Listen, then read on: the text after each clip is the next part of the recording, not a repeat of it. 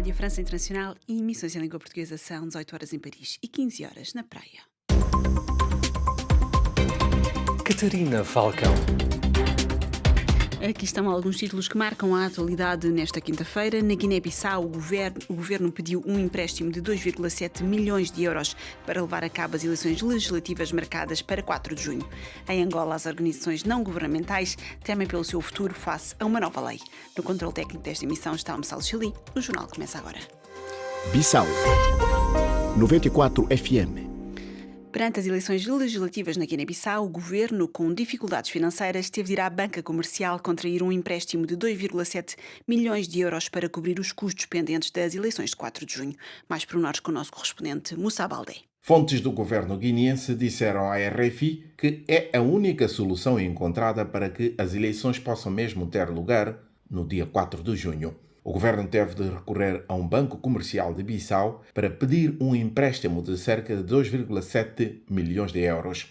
Esse dinheiro é para custear as operações no dia da votação. Como disseram as fontes do governo, são necessidades inadiáveis. A verba é para contratar o sistema de transporte de material eleitoral, urnas eleitorais sobretudo, para as assembleias de voto e pagar subsídios às pessoas que vão trabalhar nas assembleias de voto. A CNE fala em cerca de 3.400 mesas de voto na Guiné-Bissau e nos países da África e da Europa, onde os guineenses imigrados poderão votar. O governo teve de recorrer ao empréstimo bancário porque ainda não chegaram os fundos prometidos pela comunidade internacional para apoiar as eleições de junho. A estratégia agora é, assim que entrar dinheiro no Basket Fund, criado pelo governo da Guiné-Bissau e gerido pelo PNUD, isto é, apoio da comunidade internacional, a verba será canalizada para o banco comercial que avançou com os cerca de 2,7 milhões de euros. As eleições legislativas da Guiné-Bissau estão orçadas em cerca de 12 milhões de euros,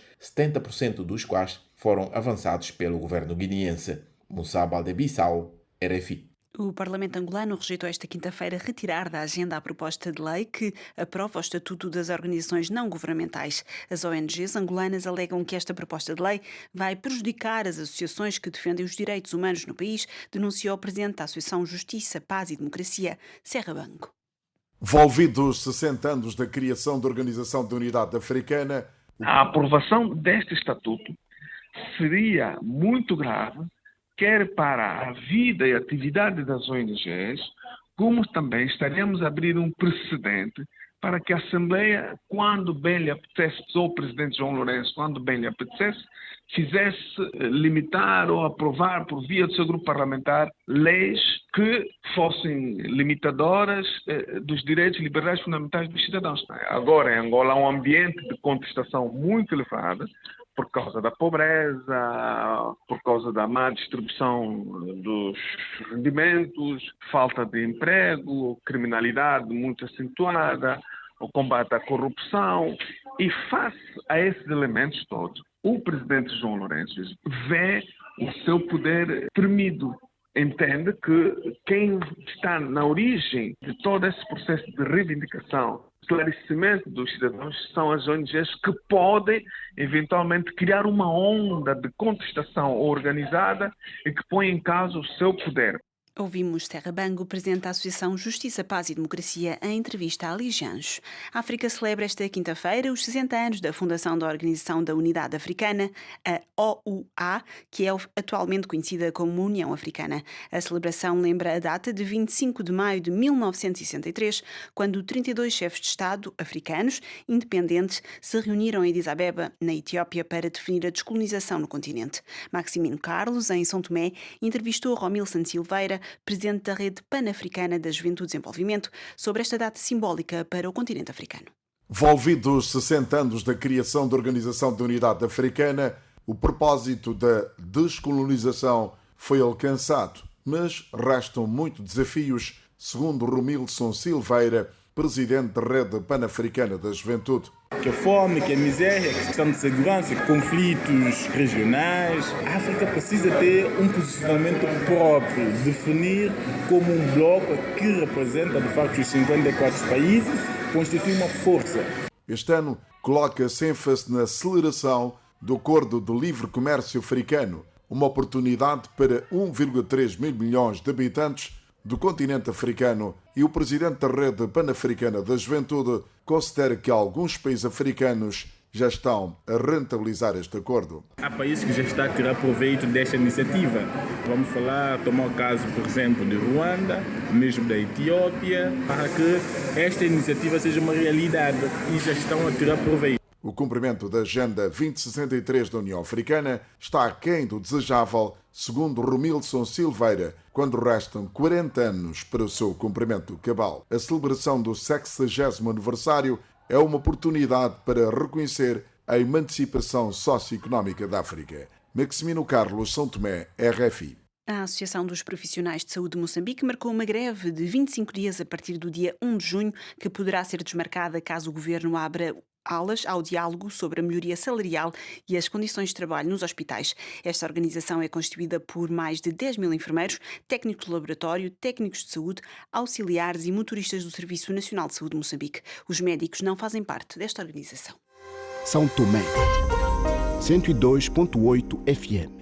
Na Ucrânia, o chefe do grupo paramilitar Wagner, Yevgeny Prigozhin, anunciou hoje que começou a retirar os combatentes de Bakhmut, cedendo estas posições às tropas regulares russas. Esta operação ocorre numa altura em que o exército russo se encontra numa situação delicada em Bakhmut.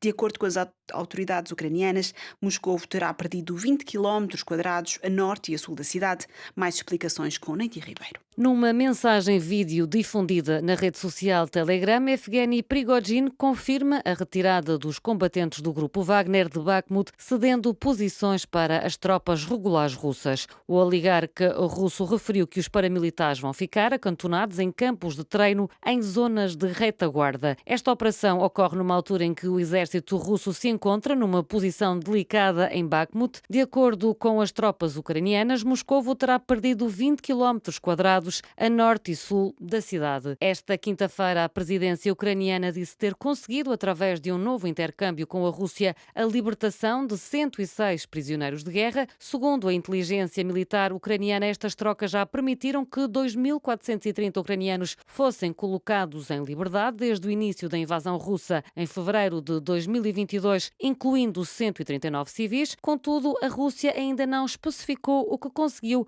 com a troca destes prisioneiros. No cinema, a longa-metragem Légua dos portugueses Filipe Reis e João Miller Guerra estreia no Festival de Cannes, na quinzena dos cineastas. Miguel Martins, o nosso enviado especial, conta-nos mais. Todas ferem, a última mata. Quê? Légua é a segunda longa-metragem de Filipe Reis e João Miller Guerra. Seguimos a vida da governanta Emília de uma casa senhorial que os donos deixaram de ocupar no norte de Portugal. A governanta, que conta com a ajuda de Ana, duas mulheres fortes e de feitios bem distintos. Légua versa sobre 3 gerações de mulheres no norte português, marcado pela imigração rumo à França, com visões muitas vezes distintas da vida. A mais jovem, Mónica, estuda no Porto, enquanto a mãe, Ana, assiste à debilitação do estado de saúde de Emília, procurando opor-se ao fim deste ciclo com a anunciada venda da casa, que tem, no entanto, procurado manter. Ana é interpretada por Carla Maciel e volta a impressionar num papel repleto de ternura e de abnegação. Esta é, pois, a segunda longa-metragem desta dupla de realizadores. João África tinha sido, em 2018, a primeira, uma viagem de Tibares a partir de Portugal à procura das suas raízes em Cabo Verde, de um pai que nem conhecera.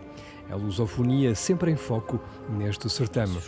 Miguel Martins, Victor Hull, Cannes, RFI. Eu não posso comer estas guloseimas. Só mais um bocado, Meilinha. E um dia não são dias. Regressemos agora à atualidade. A 14 meses do arranque dos Jogos Olímpicos de Paris, a Presidente do Comitê Olímpico francês, Brigitte Henriques, apresentou a demissão do cargo. A antiga Vice-Presidente da Federação Francesa de Futebol deixou o cargo após 1 ano e meio atribulado, marcado por conflitos e rivalidades internas com o seu antecessor. A Secretária-Geral, Astrid Guyart, vai assumir interinamente a liderança do Comitê Olímpico francês. É o ponto final neste jornal. Continue connosco.